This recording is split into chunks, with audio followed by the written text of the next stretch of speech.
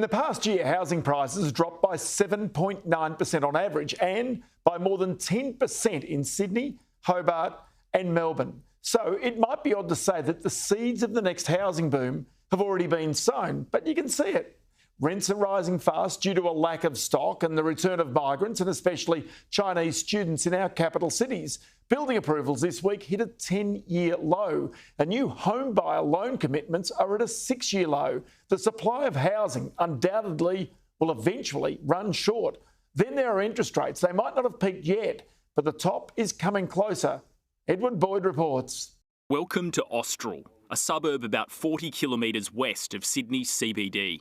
Between the 2016 and 2021 census, the population more than doubled, from about 3,000 to 7,000. The number of homes has increased from about 1,000 to 2,300. It's an affordable area, perfect for a first home buyer. I grew up in this area and being in a property background with work, I knew that this area was booming, especially with Badgerys Creek Airport being constructed, and I knew I kind of wanted to be closer to home because I had that knowledge of the area already, so that's why I chose to be in this area, as well as affordability.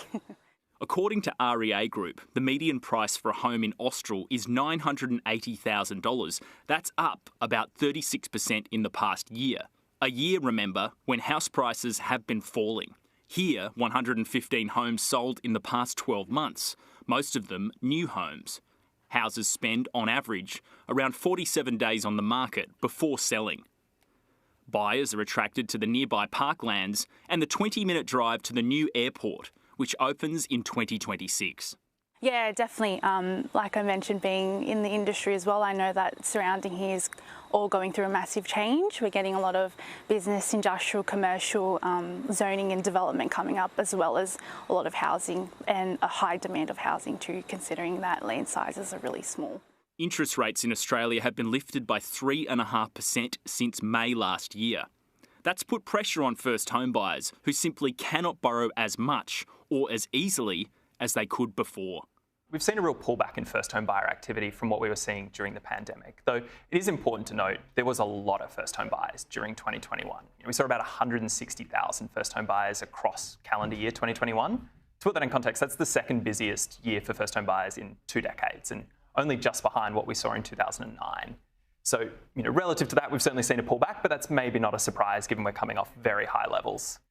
According to the most recent lending indicators numbers from the ABS, the number of first home buyers in January dropped to its lowest level since 2017. Data from home loan company Lendy shows the average first home buyer loan in February last year was about $570,000. In February this year, it was just $522,000. The big reason we're seeing fewer first home buyers is just that interest rates have risen, and as a result, borrowing capacities for new borrowers have fallen pretty significantly, as much as a quarter or even more, particularly depending on what the RBA does over the next few months. We know that first home buyers tend to borrow quite a lot of the purchase price. Many borrow with less than a 20% deposit, and so how much you can borrow is really important for first home buyers and really dictates whether they can afford the home that they want. Giselle settled on her home in December and is hoping to move in within the next couple of months. She started saving for a deposit aged 16, 7 years ago, and had to make sacrifices along the way. Well, the fact that I had to save for that long, definitely, especially growing up in high school at the time and going through uni, trying to balance spending, trying to save for a house, plus spending social time with my friends and extra bills that I have to pay as well. So, yeah, long journey.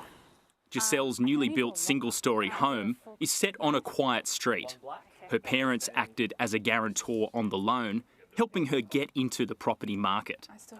She's chosen to pay land tax instead of stamp duty, which saved her thousands of dollars in upfront costs. Her 4-bedroom home has 2 bathrooms and a garage and is set on a typical size block for the area, roughly 300 square metres. Nice bench top. Yeah. Massive oven. Yeah, it's a 900 millimetre. I think a lot of house and land packages lately have been increasing it from the standard 60. Sure. I think it's 60 centimetres. And it was all included in the package as well, so I didn't have to think of any of this. Interest rates are expected to peak at 4.1% in the next few months.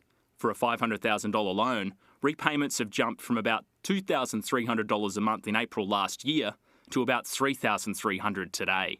It's front of mind for everyone with a home loan. It's a worry every day. At work, sometimes we have a thing when first Tuesday of the month hits, we say happy interest rate day, because it's just something that is being constant, like you mentioned, 10 times already. And my repayments for my loan have increased dramatically, so it's a lot more money that I've had to fork out. But the good news for all property owners is that interest rates are expected to start falling within the next year, as inflation starts to drop from its 3-decade highs. And that means affordable suburbs like Austral will keep growing. Yeah, it's never ending, really.